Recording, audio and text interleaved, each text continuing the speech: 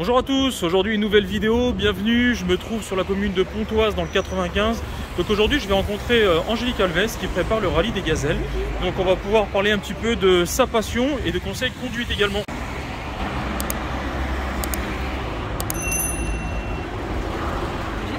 Bonjour Angélique, comment vas-tu? Et toi? Ça va? Et... Merci de me recevoir aujourd'hui. Je t'en prie, viens donc. Bienvenue. Sylvain, installe-toi. Merci. Bon, Angélique, merci de me recevoir aujourd'hui pour cette petite vidéo. Merci à toi de prendre du temps pour moi. Pas de problème. L'idée, c'est de parler un petit peu de toi, parler de ta passion et de ton projet. Alors déjà, où sommes-nous aujourd'hui? Alors, nous sommes à Pontoise, dans le Val d'Oise, dans mon cabinet d'avocat, puisque dans la vie, je suis avocat. D'accord, ok. Dans quel domaine? Droit de la construction, droit de l'immobilier. Ok. Voilà, c'est les litiges qui concernent des problèmes de travaux, des problèmes en droit de l'immobilier comme qui concernent les baux d'habitation, les FA. Enfin, si je rentre dans les termes techniques, je risque de perdre tes fans. Donc, Ok, vous l'avez compris, on parle de conseil conduite, donc l'immobilier. Après, si vous voulez nous contacter, vous pourrez à travers les réseaux sociaux ou autres. Du coup, tu t'adresses aux professionnels, aux particuliers? Exactement, j'ai une partie de ma clientèle qui est professionnelle, donc c'est des entreprises, des plombiers, des électriciens, des maçons. Et j'ai une autre partie de ma clientèle qui est constituée de particuliers et qui sont donc ce qu'on appelle les maîtres d'ouvrage, donc c'est eux qui commandent les travaux. Voilà. Ok, super. Et concernant ta passion, est-ce que tu peux nous en dire un petit peu plus avant de parler de ton projet? Oui, bien sûr. Alors, je suis une passionnée d'automobile, mais je resterai très prudente en disant ça parce que je n'ai pas du tout d'expérience en automobile. Hein. Moi, je pilote pas, je suis pas non plus copilote, si ce n'est que je m'intéresse beaucoup au monde de l'automobile. Je suis la F1 tous les ans. Ouais. J'ai hâte que la saison démarre dans un mois, même pas maintenant.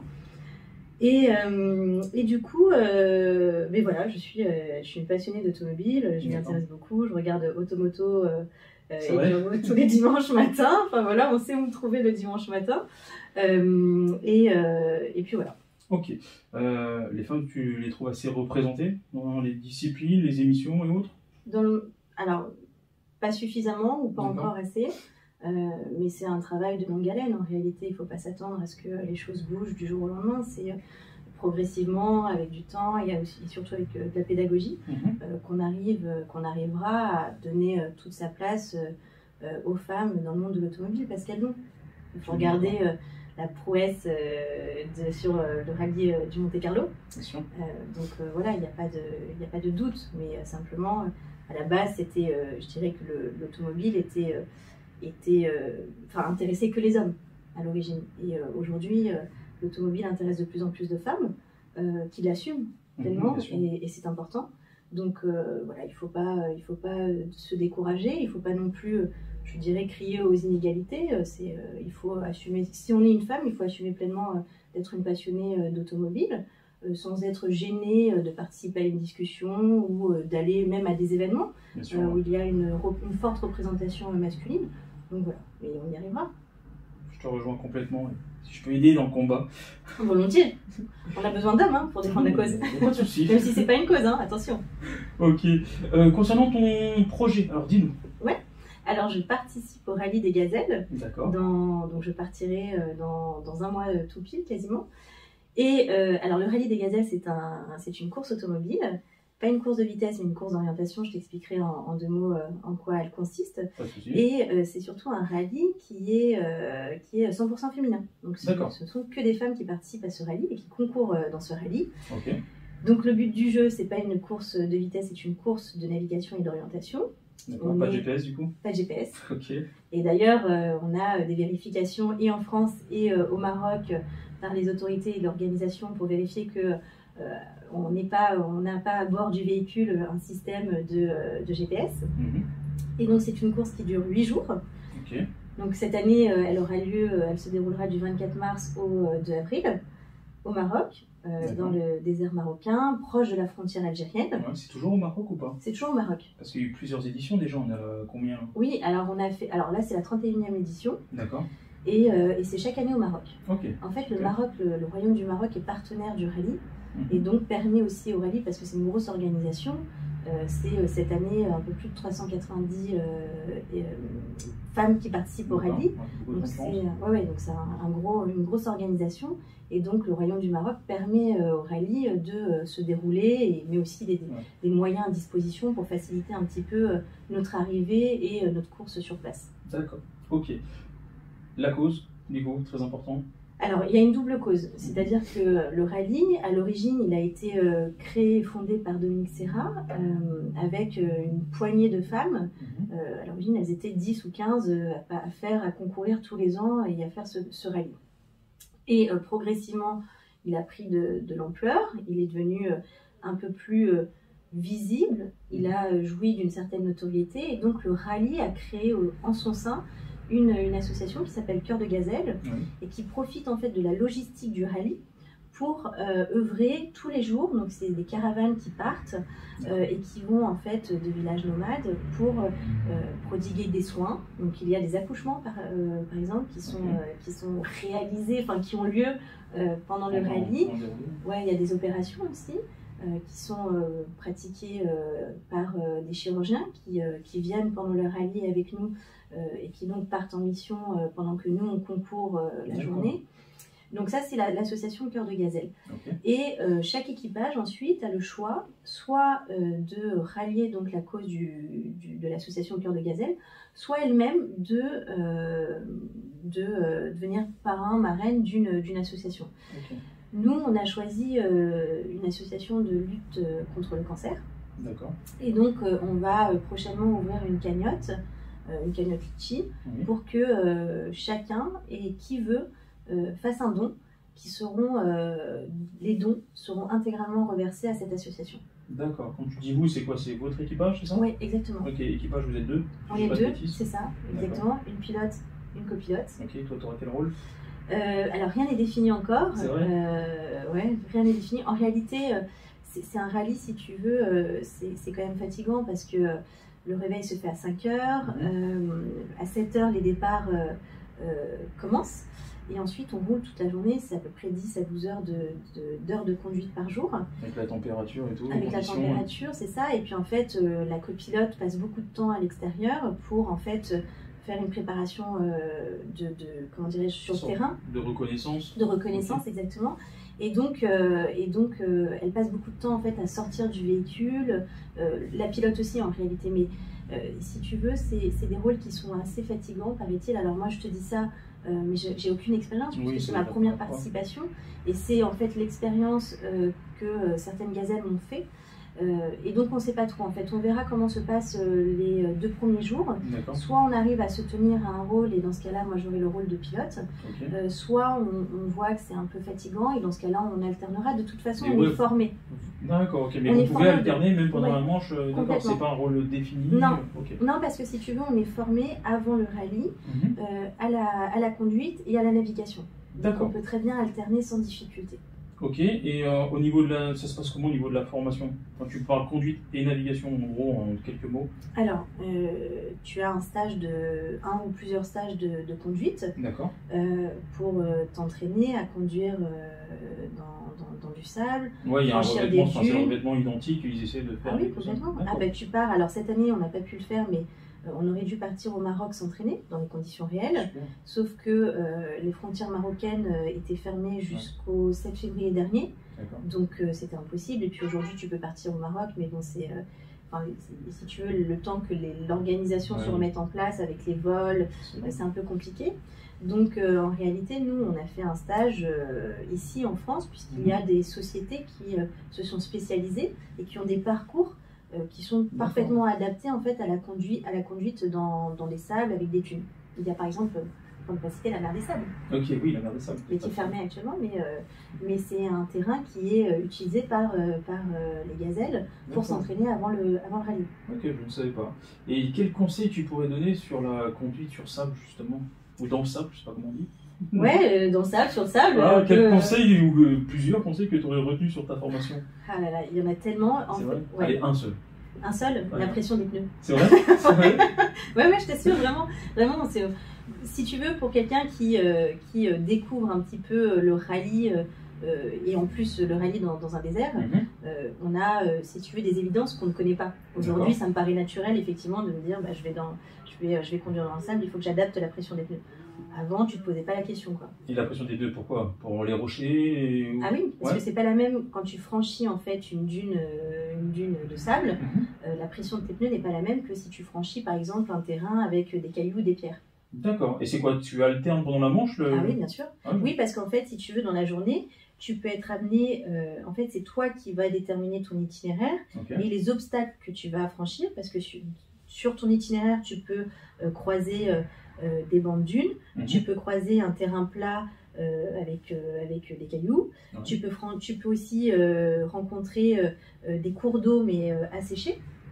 Donc en réalité, tu as, je dirais, une typographie de l'environnement qui est différente. Et tu peux passer par différents stades dans une seule et même journée.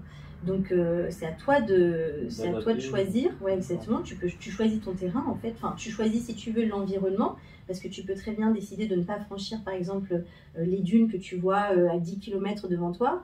C'est un peu exagéré, mais du coup, et choisir un parcours qui est plus long, mais pour avoir, si tu veux, un terrain qui soit plus plat. Et comment ça se passe, le gonflage, dégonflage sur le terrain? Ah ben, on a l'équipement pour. En fait, parce que je ne connais pas du tout. En fait, si tu veux, il faut savoir qu'on part. Alors, sur place, on a une équipe de mécaniciens, à peu près de 40 personnes, qui est mise à disposition par le rallye. Ils sont là tous les soirs, et donc quand on rentre de notre journée, on leur dépose le véhicule, on leur dit éventuellement si on a rencontré une panne ou un problème pendant la journée. Ils ne vous accompagnent pas tout au long de la journée, c'est pas du tout. Ah non. Donc, et en fait, si tu veux, on doit partir de France avec notre matériel. Eux, les mécaniciens sur place, n'ont pas vocation, si tu veux, à nous fournir en matériel, à nous équiper. Eux viennent simplement nous fournir la main d'œuvre, d'accord. Et sur place, en journée, si on a une panne mécanique dans le désert, bah, on est censé pouvoir se débrouiller. Alors, si c'est des petites pannes mécaniques, si c'est trop lourd, on a une assistance, ils viennent, ils nous dépannent. Mais... Donc, on part, c'est nous qui devons prévoir la liste de l'équipement dont on aura besoin ou on sera susceptible d'avoir besoin pendant le rallye. Ok, et vous avez une liste déjà en amont ou... Bah, en fait, si tu veux, le rallye te donne, je dirais, le b.a.-ba à la base, quoi. Par exemple, des filtres à air, c'est des choses qu'on aura forcément besoin et qui seront forcément changées pendant le rallye. Mais après ça, c'est à toi de te débrouiller. Alors ensuite, soit tu te fais accompagner d'un professionnel ou tu vas avoir un mécanicien, enfin un garage, et il va te dire un petit peu de quoi tu auras besoin. Mais en tout cas, c'est toi qui te débrouilles. D'accord, ok, super. Et alors tu me disais, c'est pas une course de vitesse? Non. Pour le coup, comment ça se passe en quelques mots? Tu m'as dit que ça dure 8 jours? Oui. D'accord. Et les étapes, je crois qu'il y avait étape 1, 2, 3, j'ai eu 5-6 étapes, c'est ça? Oui, c'est ça. En fait, tous les jours, on a un briefing et on nous donne les cartes, en fait, la carte, pour nous permettre en fait, de tracer notre itinéraire. Le but du jeu étant qu'il y a 5 points de contrôle à passer. Chaque point de contrôle est séparé de 20 km et donc le but du jeu étant de parcourir, enfin en tout cas de se rapprocher de la distance de 100 km parcourus dans la journée. Plus tu parcours de distance, enfin de kilomètres, plus loin tu es dans le classement. Ok, c'est par rapport à la distance en fait. Exactement. Ok, le but c'est d'en faire le moins possible. Le moins possible. En fait, si tu veux, tu parcours forcément 100 km minimum dans la journée. D'accord. Et donc c'est ça tous les jours. Donc on part le matin à 7h et on revient le soir avant le coucher du soleil et aussi avant la levée des tempêtes de sable parce qu'il y en a beaucoup en ce moment. Et donc ça c'est 8 jours. Il y a en fait ce qu'on appelle 2 marathons où en fait on ne rentre pas au bivouac puisque tous les soirs on rentre au bivouac. Donc c'est un grand campement, nous on déploie notre tente le soir et puis on ramasse nos affaires le matin. Mais il y a 2 fois où on reste en fait dans le désert, on ne rentre pas. Donc on part par exemple du lundi matin et on rentre le mardi soir au bivouac. Et donc c'est nous qui sommes maîtres en fait de la gestion de notre temps. On s'arrête à l'heure qu'on veut. Bon, forcément avant le coucher du soleil. On si plante notre... Ouais, si on peut, exactement. On plante notre tente, on mange, on fait un petit barbecue. Et le lendemain matin, on repart. On a forcément notre carte avec nous. Donc c'est à nous aussi de gérer ce temps. C'est-à-dire qu'on n'est pas encadré par le rallye comme les autres matins où en fait on est levé à 5 heures, on a le briefing, etc. Enfin voilà, c'est cadré. On ne peut pas déborder. Là, c'est nous qui gérons notre temps. Donc c'est nous qui décidons à quelle heure on repartira le matin. Ok, d'accord. Voilà. Pas de problème. Et tu me disais formation aussi au niveau de la navigation? Oui. Alors comment tu navigues par rapport au soleil? Mais tu rigoles, mais oui, on doit le prendre en compte. Et ouais, exactement. Ok, je pensais que c'était une connerie. Mais... Non, mais tu as raison, non, mais complètement, on le prend en compte le soleil parce qu'en fait, à un moment, il va nous gêner, ou en tout cas, en fait, il va nous gêner parce qu'il va nous, comment dirais-je, il va déformer un petit peu l'environnement. D'accord. Et donc, il faut le prendre en compte, surtout quand on arrive en milieu d'après-midi, parce qu'il commence à décliner. Et ensuite, alors sur la navigation en tant que telle, on a un stage de formation à la navigation qui est chaque année organisé à Avignon. Moi, j'y étais le week-end dernier. Et donc là, on nous forme à la navigation avec ce qu'on appelle un compas breton et une règle magique. D'accord, ok. Il n'y a pas la boussole, une boussole toute seule? Oui, bien sûr, tu as une boussole, bien sûr. Donc en fait, on a pour nous guider une carte qui est absolument illisible. D'accord. Où tu as plein de choses qui sont représentées, des petits points, des triangles qui chacun veulent dire quelque chose. Parfois tu as des petits points qui sont très fins, d'autres qui sont un peu plus gros, donc ça veut dire quelque chose. Et tout ça, il faut savoir le lire. Ah, il n'y a pas une légende à côté? Ah non. Enfin, tu as une légende, mais en réalité, elle ne te sert pas beaucoup. Parce qu'elle ne te permet pas en fait d'apprécier l'environnement. D'accord. Et donc en fait, le but du jeu, c'est que le matin, on trace en fait, il y a deux choses à faire. La première, c'est de tracer, en fait, de déterminer où sont les points de contrôle. Donc on te donne en fait une latitude et une longitude avec un cap. Et donc tu dois placer sur la carte, donc avec à l'aide de ton compas breton et de ta règle magique, on détermine ces points, ce qui va nous permettre en fait de savoir par où, enfin ça va nous permettre de déterminer où sont sur la carte ces points de contrôle.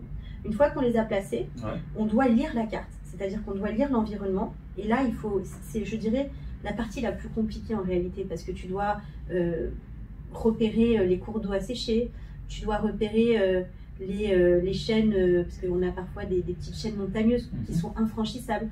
On doit repérer justement les zones qui sont qui sont comment dirais-je, plates avec des cailloux, ou les zones avec des dunes. Ça ne doit pas être simple parce que j'imagine que tout se ressemble, limite. Alors, tout se ressemble, oui et non. En fait, quand on est habitué, quand on a de l'expérience, on le sait. Mais quand on ne sait pas, quand c'est la première fois ou les premières fois, en réalité, tu as l'impression que tous ces sigles veulent dire la même chose. Et donc, c'est un peu compliqué. Et donc, c'est là où, en fait, je dirais que c'est la tâche la plus compliquée parce que, du coup, tu vas devoir tracer ton itinéraire pour rallier chaque point de contrôle. D'accord. Et ça, c'est c'est la partie idéale, puisque ensuite, sur le terrain, tu te rends compte, tu as ta carte, tu vois ton tracé, tu regardes devant toi, tu te rends compte que c'est pas du tout la même chose.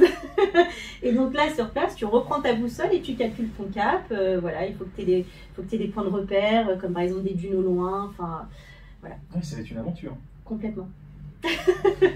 Ok. Pourquoi se lancer dedans? C'est quoi? C'est un challenge personnel? Pourquoi? T'as commencé par me présenter en me disant que je m'intéressais au monde de l'automobile. Donc j'ai toujours été intéressée par l'automobile, mais je dirais derrière mon écran en réalité. J'ai dit le dimanche matin, je regarde Automoto, mais c'est tout quoi, je commente. Là, c'est vraiment l'envie de faire partie de l'aventure. Exactement. Là en fait, si tu veux, j'avais envie de rendre concrète ma passion et mon intérêt pour l'automobile. Et donc, le rallye des gazelles, moi j'ai découvert il y a 5 ans, puisqu'en fait il est... Automoto? Mais je ne sais pas d'ailleurs, je ne sais pas si Automoto n'a pas déjà consacré un petit reportage sur le rallye des gazelles, mais sinon M6... pas trop de pub non plus. Pardon, excusez-moi. Tu mettras des bips sur à chaque fois que je cite Automoto. Bon, après, s'ils veulent me recruter, n'hésitez pas. Il n'y a pas un email pour que je puisse envoyer mon CV? On verra dans les commentaires. Et non, mais blague à part, en fait, moi j'ai découvert le rallye des gazelles sur M6 il y a 5 ans, puisque M6 est aussi partenaire, alors je ne sais pas si on peut dire partenaire, mais en tout cas M6 diffuse pendant le rallye des capsules tous les jours, d'1 minute 30, 2 minutes, des petits reportages en fait sur le rallye. Et donc moi j'avais trouvé l'idée géniale. Et surtout, ce qui m'avait plu, c'est qu'en fait c'est un rallye qui est accessible. Si tu veux, tu n'as pas besoin d'être professionnel pour participer à ce rallye. Les amateurs, enfin les amatrices comme moi peuvent le faire. Oui, il n'y a pas besoin d'un palmarès automobile, il n'y a pas besoin de connaissances en mécanique. Et non, pas du tout. Juste une motivation et l'envie folle de faire un rallye automobile en plein désert. Ça va être génial. Du coup, on va suivre tes aventures. Je vais suivre et les personnes qui visionnent vont suivre également. Tout notre soutien, tout mon soutien également. Je te remercie. Autre chose sur le sujet? Non, à part que c'est un rallye, alors sur le sujet je parle que du rallye des gazelles, c'est un rallye qui est formidable, qui en tant que femme te transcende parce qu'en fait si tu veux la préparation avant la course est si intense et si lourde parce que vraiment on se débrouille, le rallye est là en soutien, on a une équipe qui est présente et qu'on peut appeler à tout moment pour avoir des conseils sur comment chercher des sponsors, comment se former, comment se préparer, etc. Mais c'est toi surtout qui te débrouille. Tu dois penser à tout, tu dois, comment dirais-je, c'est toi qui es maître de ton rallye et de ton projet. Une grosse préparation avant, sur plusieurs semaines, mois, limite. Exactement. Et là, tu te découvres déjà. Si tu veux, moi, je suis pas... j'ai jamais, si tu veux, j'ai jamais démarché des entreprises pour me sponsoriser, par exemple. Donc j'ai découvert ça. Il a fallu travailler mon discours, savoir quel argument mettre en avant pour me vendre et convaincre. Donc voilà, si tu veux, c'est un rallye qui est formidable, non seulement parce qu'il y a une expérience incroyable qui se passe sur place, et aussi en amont parce que ça t'oblige à découvrir, explorer des compétences ou alors de voir que tu as des défauts. On se rend compte. Exactement. Tu vas apprendre énormément sur toi-même, sur cette préparation déjà, là, même de partir. Ah ouais, complètement. Ok, dernière petite question. Quel est le véhicule idéal ou dans l'absolu, quel véhicule toi tu as choisi? Alors, je ne sais pas quel est le véhicule idéal. Si tu veux, là, sur le rallye des gazelles, il y a plusieurs catégories. Il y a des catégories camions, 4x4. Moi, je pars en catégorie 4x4. Il y a aussi des motos. Je crois, je crois que sur cette année, par contre, je ne suis pas sûre qu'il y ait des équipages qui partent en moto. Et il y a des buggy. Et puis, c'est tout. Je crois. Et des quads, pardon. Ok, plusieurs catégories. Exactement. Et donc, je ne sais pas en réalité s'il y a un véhicule qui est mieux ou plus conseillé que les autres. Moi, en tout cas, cette année, je pars en 4x4. J'ai un Nissan Navara. Super chouette. Non, franchement, il est génial. Sympa la très confortable. Ouais. Et donc voilà. D'accord. C'est alors au niveau du Nissan, c'est quelle motorisation?